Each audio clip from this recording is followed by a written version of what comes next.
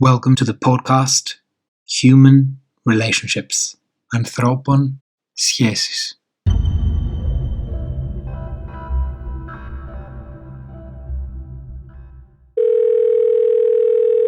Hello and welcome.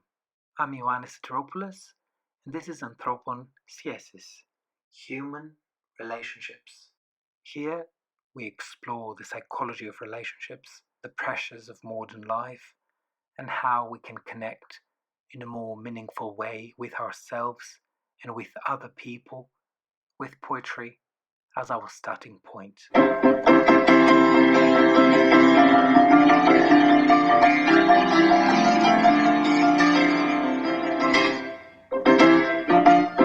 Hello and welcome to another episode of Human Relationships, the podcast exploring relationships, psychology, and the pressures of modern life with poetry as our point of departure. I am Anthropon, and today we are talking about something essential: boundaries in love.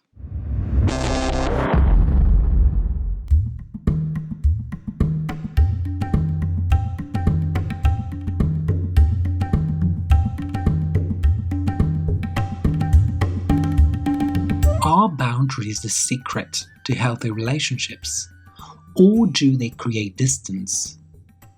How do we love deeply without losing ourselves? How do we stay connected while still remaining whole? If you're new here, welcome. I'm the author of the Greek poetry collection Anthropon Scheseis, which is translated in English as Human Relationships, and also the Greek version of this podcast. And in this podcast, I bring together reflection, research-informed ideas, lived experience, and practical questions to help us understand what makes relationships feel safe, meaningful, and real. Today's episode is about boundaries, because boundaries are often misunderstood. Many people hear the word and think of coldness, rejection, or control. But healthy boundaries are not about pushing people away. They are about creating clarity, safety, and respect, so love does not become confusion, exhaustion, or resentment. And here's how we'll move through this episode. First, I'll define what boundaries are in relationships in a way that is simple and usable. Then, we'll look at why boundaries matter not only for protection but for trust, self-respect, and emotional stability. After that, we'll talk about how boundaries are commonly violated, sometimes subtly, sometimes openly. And finally, I'll share practical ways to build healthy boundaries, including a small exercise you can try today. At the end, we'll close with a poetry moment, because sometimes poetry captures what we struggle to say directly. As you listen, I invite you to keep one question in mind. Where in my relationships do I feel myself shrinking, and where do I feel myself growing?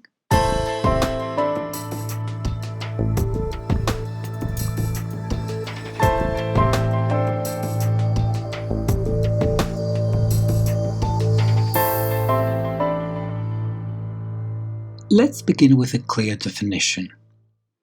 Boundaries are the lines that clarify where I end and where you begin. They are the limits that protect our physical, emotional, and psychological well-being. They are also the agreements, spoken or unspoken, that shape what feels safe, respectful, and sustainable between two people. A boundary is not a weapon. It is not a threat. And it is not a way to control someone else. A healthy boundary is something you take responsibility for, because it describes what you need and what you will accept and what you will do to take care of yourself. So, for example, I need an hour to decompress after work before we talk. I'm not comfortable being spoken to that way. If the conversation turns into insults, I will step away and we can try again when we are calmer. I do not share passwords. Trust matters to me. Or, I'm happy to support you, but I cannot be on call every night. These are some examples, and that is the core idea. Boundaries protect connection by protecting the self. I often describe boundaries as the fence around an emotional garden. A fence is not there to isolate the garden. It is there to protect it. It sets conditions for what can grow inside. You can invite someone in, but only with care and respect. Another way to think about boundaries is your personal map. They help you answer what is okay for me, what is not okay for me, what do I need in order to stay open-hearted and present, and what makes me shut down, resentful, or depleted. Now, boundaries show up in different forms. Let me name a few so you can recognize them in your own life. Time boundaries. How much time you can realistically give and when you need rest, solitude, or other priorities. Example, I need one evening a week to myself, or I cannot message throughout the day. Let's catch up later. Emotional boundaries. What you can hold with someone and what becomes too heavy, repetitive, or one-sided. Example, I can listen and support you, but I also need space to share how I'm doing. Or, I can't be your only source of emotional regulation. Communication boundaries. How you want conflict to be handled. Example, no serious arguments over text. Or, we can disagree, but we do not mock, insult, or raise our voices.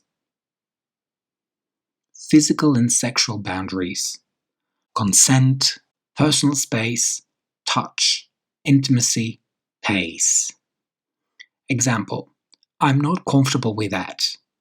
Or, I need you to ask before you assume. Digital boundaries. Phones, social media, monitoring, sharing private information. Example, I do not want our arguments discussed online. Or, I am not comfortable with location sharing as an expectation.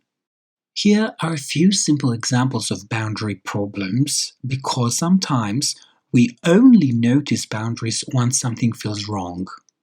A partner who expects constant updates about where you are and who you are with may be crossing your need for autonomy.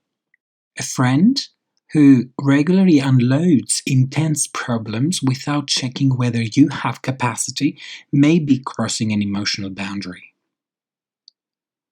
A parent who treats your adult life as something they can manage may be crossing your autonomy and privacy. In a dance, two people move together. They are in harmony, but they remain distinct. They do not step on each other's feet. They listen to rhythm, they adjust, they respect timing and space. That is what boundaries do. They allow closeness without confusion.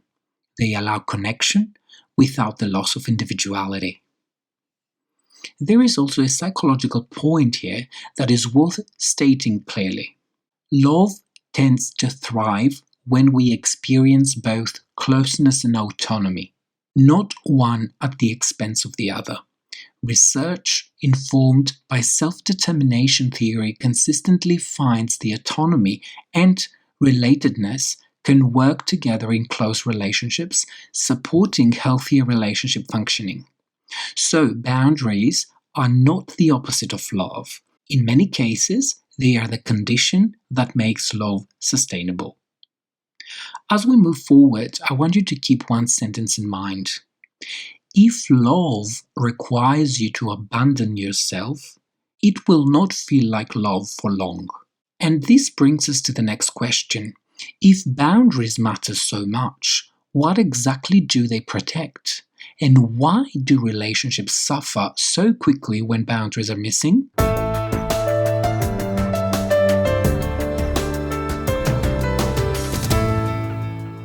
So, why are boundaries important? Now that we have defined what boundaries are, let's answer the next question. Why do they matter so much?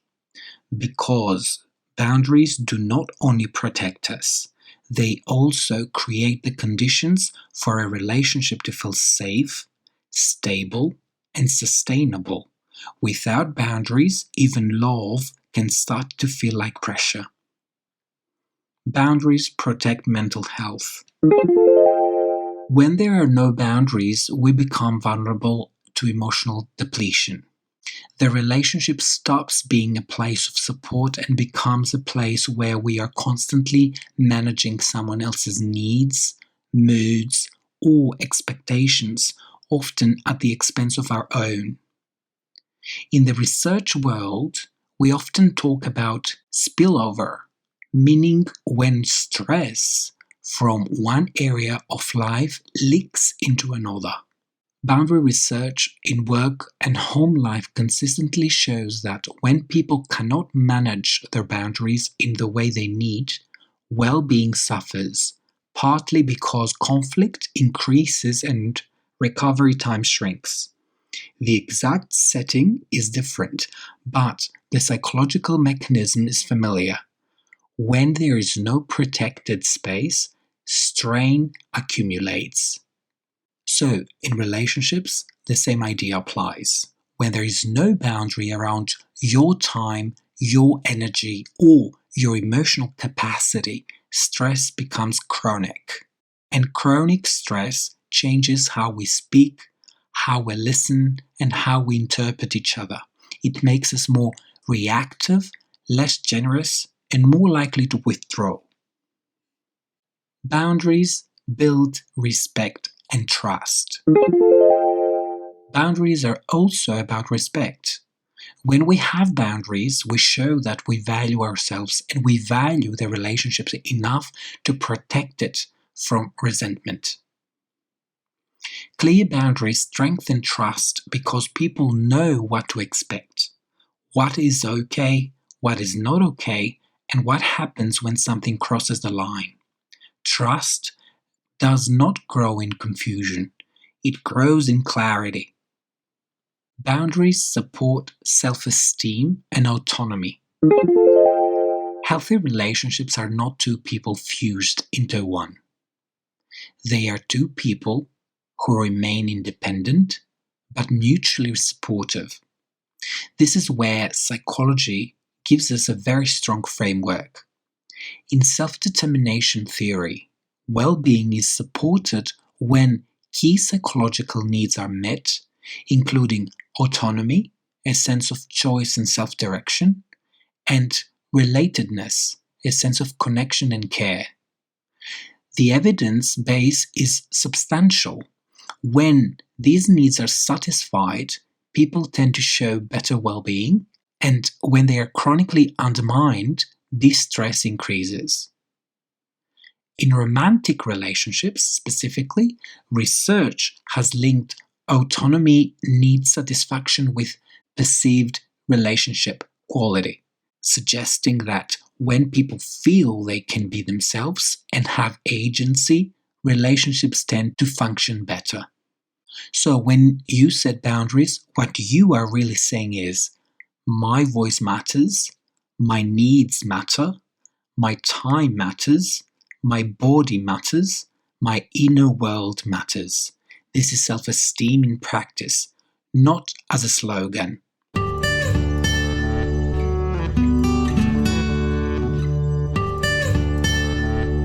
Let's move to a practical example.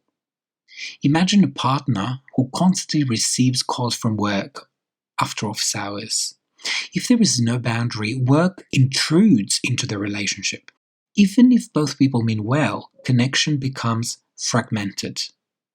One person feels ignored and the other feels pressured, and slowly the relationship becomes associated with stress rather than safety. A boundary is not that work does not matter. A boundary is we will protect time that belongs to us. So, boundaries matter because they protect mental health, they create trust through clarity, and they support self-esteem through autonomy. They do not weaken love, they make love livable. And once we understand that, the next step is to recognize what boundary violations actually look like, because many of them are subtle and many of them are normalized.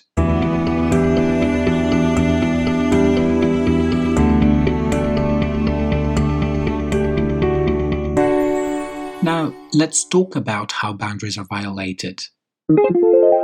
Boundary violations can be conscious or unconscious, but the impact can be the same. You feel tense, confused, smaller, or emotionally drained. And very often, the reason they persist is not because the other person is bad, but because we have not named the boundary clearly, or we fear that what will happen if we do. A helpful distinction here is this. A boundary slip is a moment that can be repaired. A boundary pattern is repeated behavior that does not change, even after you have communicated your limit. Patterns are what damage relationships. So, common ways boundaries are violated. Time violations. This is when your time is treated as automatically available. A friend who turns up at your home without notice and expects entry, a partner who becomes upset if you do not reply immediately, pressure to cancel your plans, your rest, or your priorities. Time violations often come disguised as affection. I just miss you.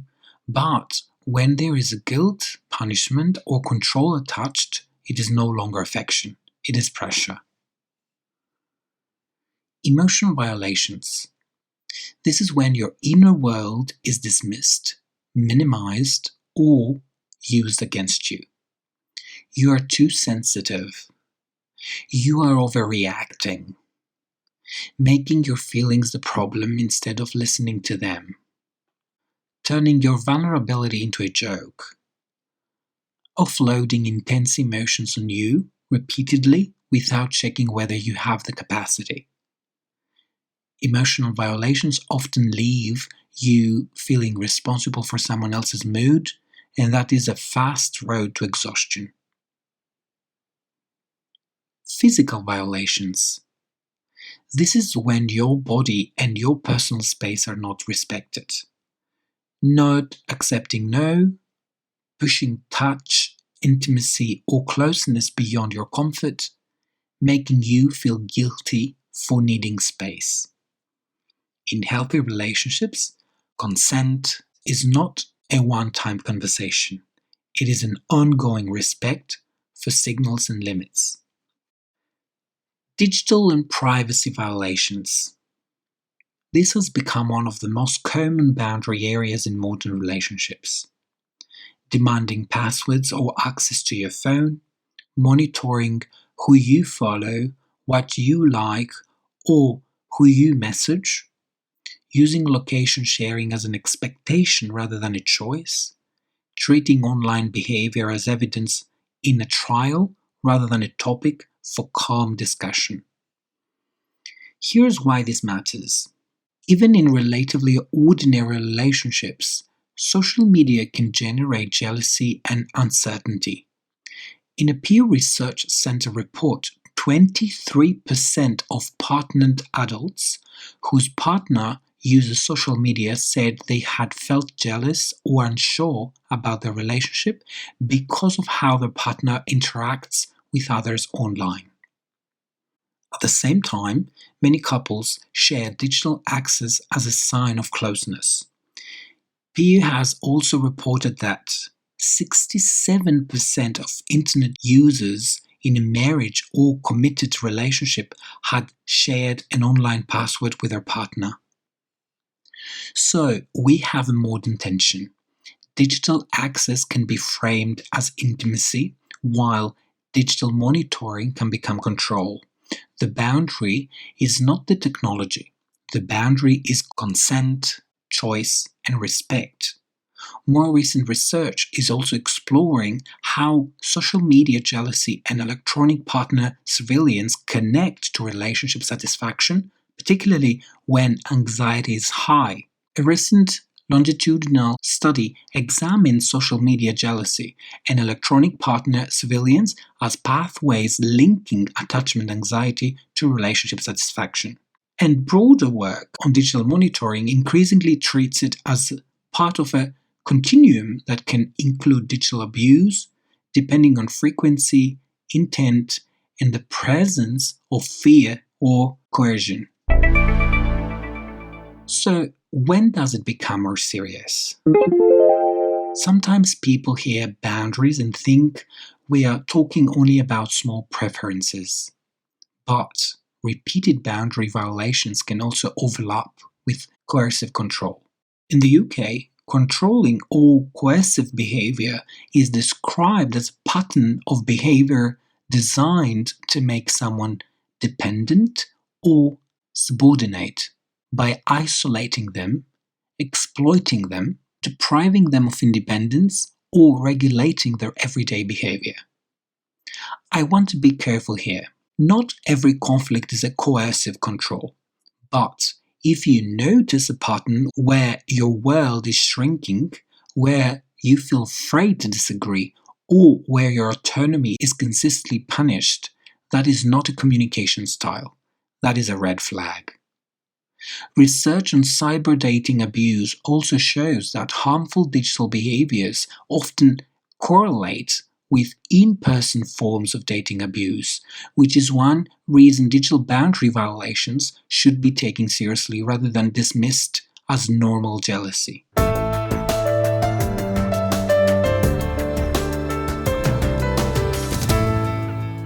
Recognizing the signals of boundary violations. Here are simple questions that often reveal what is happening. Do I feel anxious or angry around this person and I cannot explain why?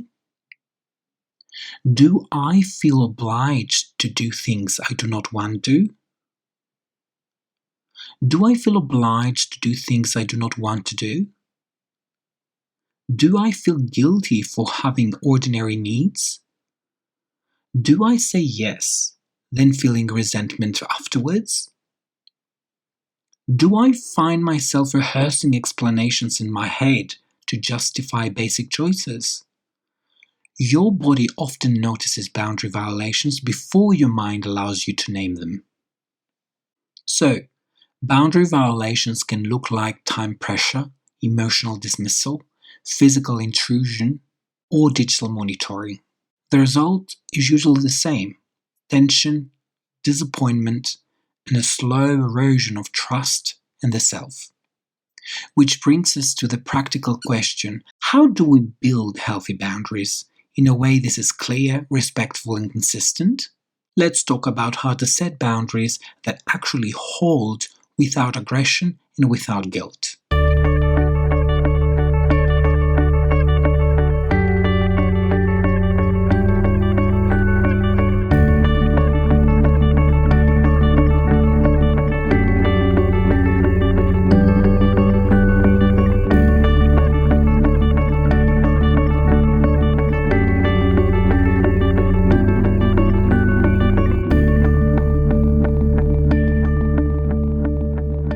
Setting boundaries takes self-awareness, courage, and practice.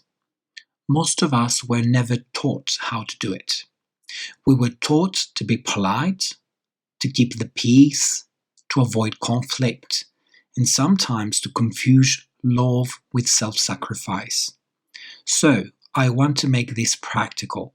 I will give you a clear process you can return to. A simple model is notice, name, ask, hold. Step 1. Self-awareness. Notice. Start with your body and your patterns, because your body often detects boundary problems before your mind names them. Ask yourself, when do I feel uncomfortable, tense, irritated, or drained? When do I feel I have to perform, explain, or overgive? When do I feel guilty for having a normal need? After being with this person, do I feel calmer or do I feel depleted? Then ask, what do I actually need here? Is it rest, respect, clarity, privacy, help, time, reassurance, or space? If it helps identify your personal red rules, the things that are non-negotiable for your well-being. For example, I do not discuss personal matters in front of third parties. I do not stay in conversations where I am insulted. I do not share passwords. I do not accept shouting as normal conflict. This step matters because boundaries are not random. They are connected to your values and your psychological needs, including autonomy and relatedness, which research links to healthier functioning in close relationships when those needs are supported rather than undermined. Step 2. Clarity. Name. A boundary works best when it is specific and behavioral. Compare respect me, too vague, with do not speak to me with sarcasm in conflict. If that happens, I will pause the conversation and we will return to it later. This is a specific boundary, and specific boundaries are easier to understand and easier to keep.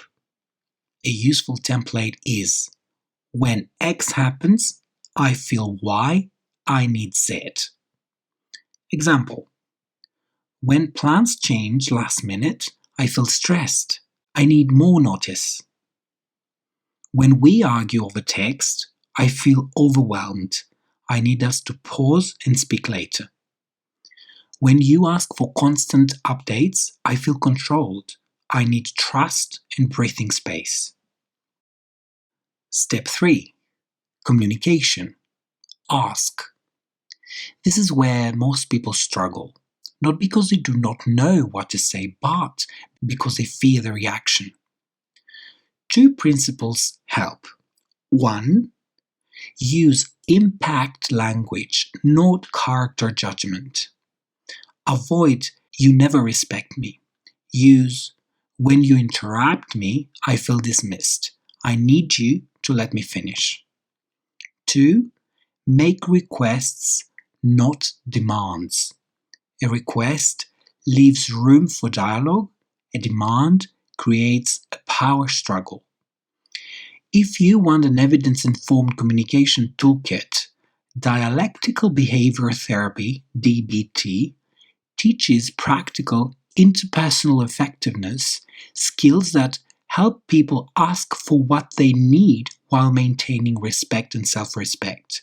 The DBT skills framework includes both being clear about your request and being steady in your delivery. Here is a simplified DBT-informed structure you can use in everyday life. Describe the situation briefly. Express how it affects you. Ask clearly for what you need. Reinforce the benefit. This would help us feel closer and avoid resentment. Example, when work calls continue after dinner, I feel pushed aside. Could we agree that we silence work notifications for 1 hour in the evening? I think it would help us reconnect. Step 4. Consistency. Hold. This is the part people forget. A boundary is not only words, it is behavior. If you set a boundary but repeatedly abandon it, the relationship learns that the boundary is optional. So, consistency means two things. You follow through on what you said you would do. You stay calm rather than escalating into punishment. For example, if your boundary is I do not work after 6 p.m., then you stop replying to work emails after 6 p.m. If your boundary is no insults in conflict, then when insults start, you pause the conversation and step away, then return when things are calmer. This is also why assertiveness matters. Assertiveness is not aggression. It is clear, respectful self-expression. Recent psychological work continues to treat assertiveness as a learnable skill linked to better adjustment and well-being. And step 5. Flexibility and repair. Adjust. Boundaries can evolve. They are not meant to be rigid rules in every season of life. The point is not perfection. The point is honesty and repair. When a boundary is crossed, a healthy repair sounds like, I want to come back to what we agreed. This crossed my line. Can we reset? If someone makes a genuine mistake and takes responsibility, that is workable. If the boundary is repeatedly crossed, especially after clear communication, that is data. It tells you something about compatibility, respect, or safety. So here is a short checklist you can take with you. Before you set a boundary, check. Is it clear and specific? Is it about my behavior, not controlling theirs?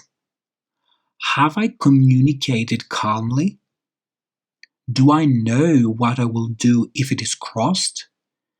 And can I hold it without guilt? Healthy boundaries are not harsh. They are honest. They are how we stay present without self-erasure. They are how we protect love from becoming resentment. And once we begin setting boundaries like this, something surprising happens. Instead of pushing love away, boundaries often strengthen love because they create safety, respect, and trust.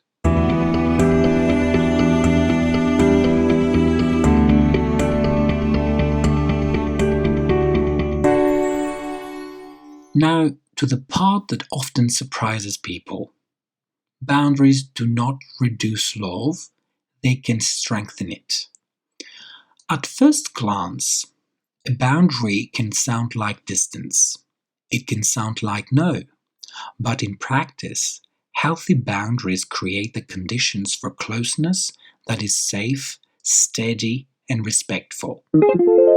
I want to give you 3 clear ways boundaries strengthen love: respect, authenticity, and trust.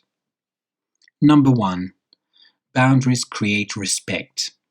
When you set boundary calmly, you communicate, this relationship matters to me and I want it to be healthy. Respect is not only how we feel, it is also how we behave under stress.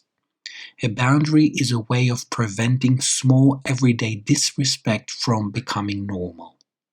For example, if your boundary is we do not insult each other during conflict, what you are protecting is not your pride. You are protecting the tone of the relationship. You are protecting the emotional climate you both have to live inside. Number 2, protect authenticity. Without boundaries, many people start to perform. They edit themselves to avoid conflict, they hide needs, they overgive to keep things calm. But love cannot grow under a false self. Healthy boundaries make it safer to be real, to say what you need, to say what you fear, to say what you can and cannot do. And that matters because long-term love is not only chemistry. It is repeated moments of being known and still being accepted. There is also a strong psychological idea underneath this. Relationships tend to function better when people feel both connected and free to be themselves. Research grounded in self-determination theory links autonomy support and autonomy need satisfaction with greater relationship well-being and satisfaction over time. So when you set boundaries, you are not reducing intimacy.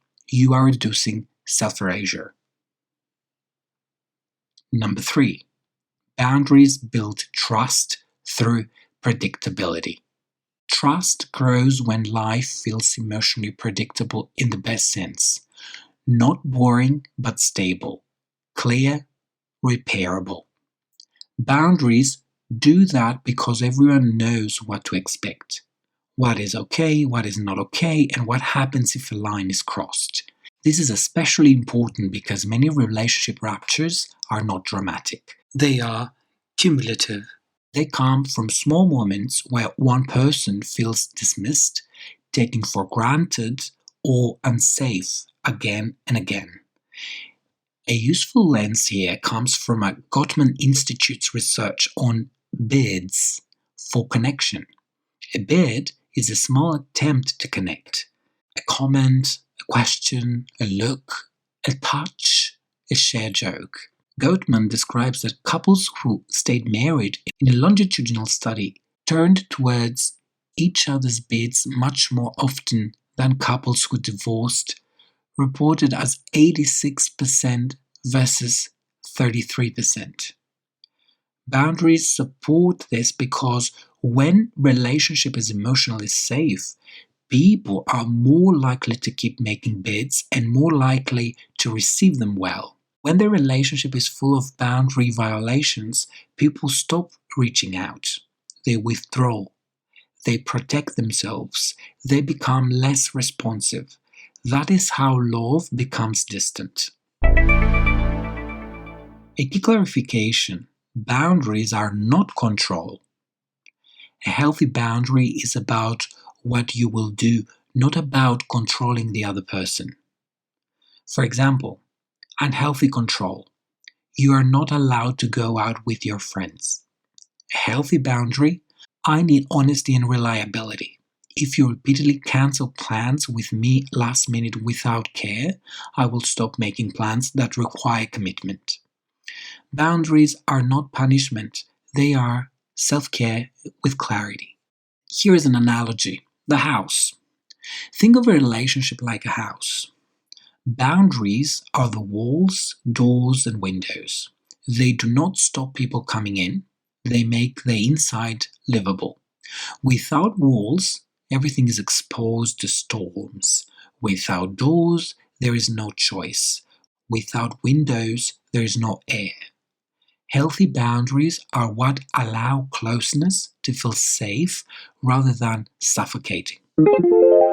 Here are 3 examples you can picture. Example 1. Time boundary that increases intimacy. A couple agrees on protected time, 2 evenings a week. Phones away, no work emails, no multitasking. What happens is not distance, it is presence. Example 2. Communication boundary that reduces harm. A couple agrees, no serious arguments over text. This prevents escalation, misinterpretation, and the coldness that comes from conflict without tone or repair. Example 3. Digital boundary that protects trust. A couple agrees. We do not demand passwords. We talk about jealousy instead of policing each other.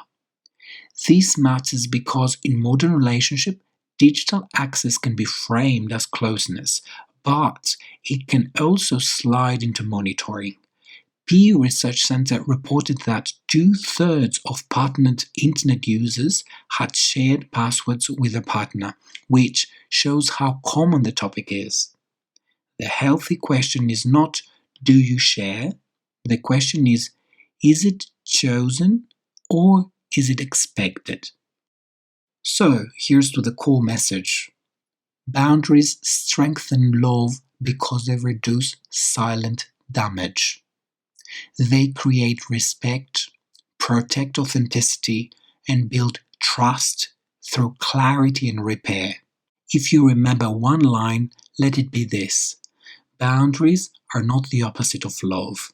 They are one of the ways love becomes sustainable.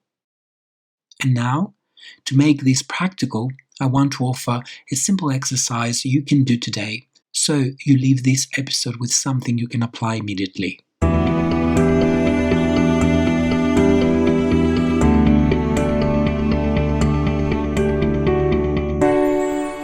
Before we move to the poetry moment, I want to leave you with a practical exercise. It is simple, but if you do it properly, it can change the way you show up in relationships. You will need a piece of paper or the notes app on your phone. Step 1. Identify 3 boundaries you want to strengthen. Write 3 boundaries you want to set or reinforce right now. Make them specific and behavioral, not abstract. Example, instead of I want respect, write no insults during conflict, no serious arguments over text, I need 1 evening a week to myself, I won't answer work emails after 6 p.m., etc., etc. Try to include at least 1 boundary in each of these areas: time or energy, communication, emotional or digital privacy. Step 2. Choose 1 relationship where you need to communicate 1 boundary. Now choose 1 person and 1 boundary, not all 3. 1. Ask yourself, with whom is this most necessary? Where is resentment building? Where do I say yes and then regret it? Step 3. Write your 1-sentence boundary script. Use this structure. When X happens, I feel Y, I need Z. And add 1 more line. If X continues, I will do W. Example.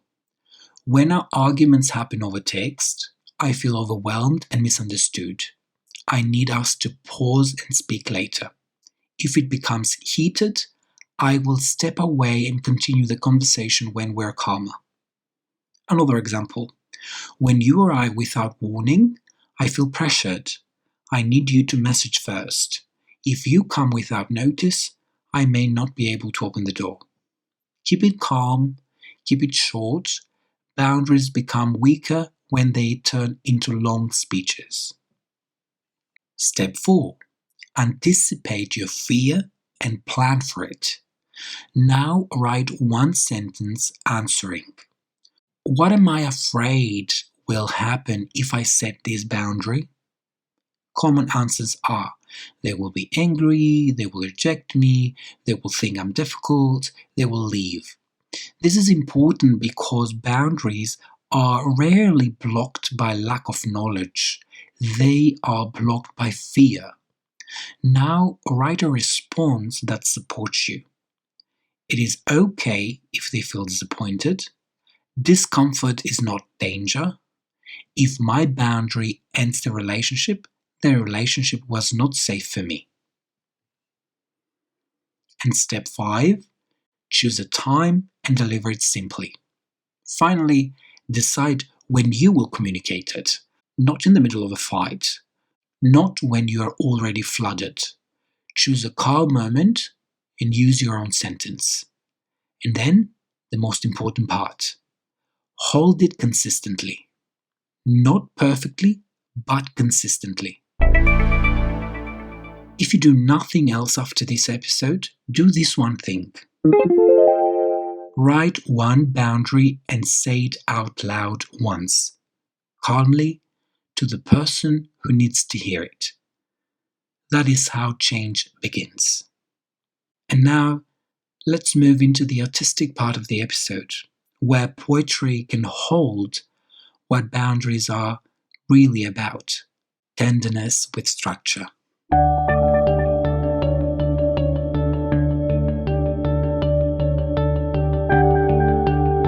And now we move on to the poetry section.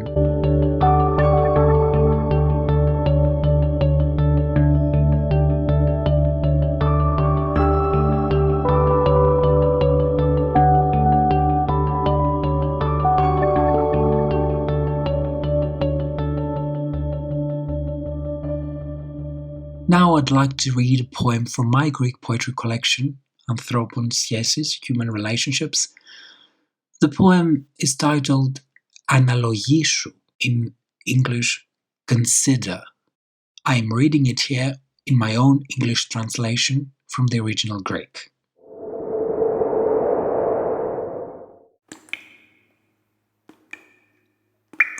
How many times, truly, were you afraid to change what those around you imposed on you? Those you once loved and chose to become your life. How many times did these people drain your strength? Like a cigarette that burns down in an instant.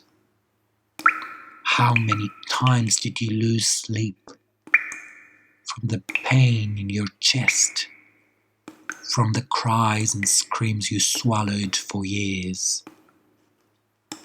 The pen is in your hand, so stop adding up numbers of patience and draw a line from side to side. Now begin counting only the times you felt better.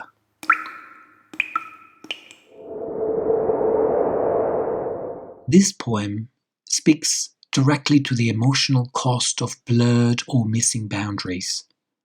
The first half is a catalogue of what happens when other people's expectations become an internal rule.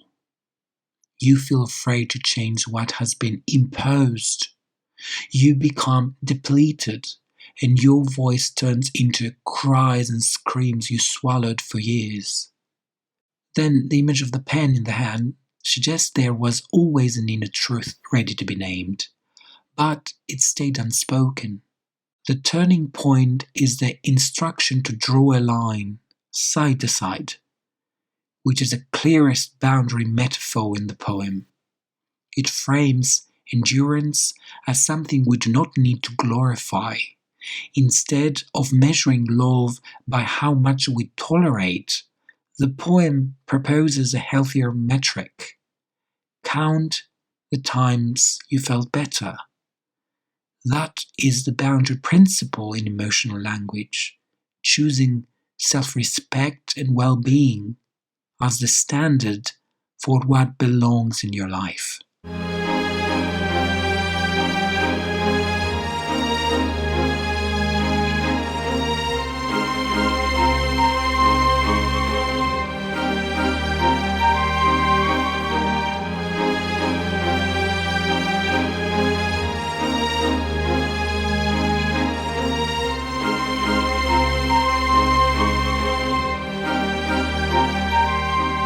Before we close, I want to leave you with a few questions. You can reflect on them privately, or you can share your thoughts with me or your people. Where in your relationships do you feel yourself shrinking, and where do you feel yourself growing?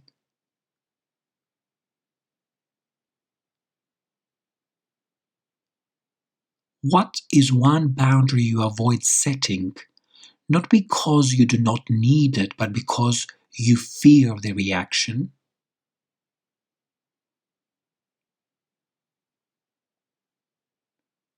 When you feel guilty for saying no, what story do you tell yourself about what love requires?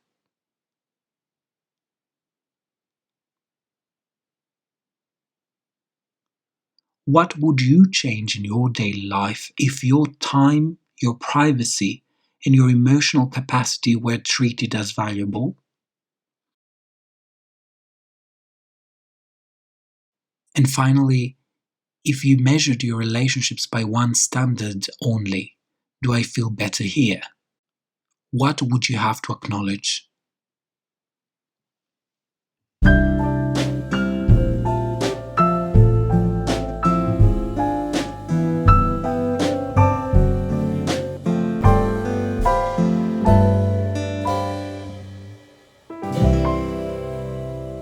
Today, we talked about boundaries in love, and the message is simple, even if practicing it is not.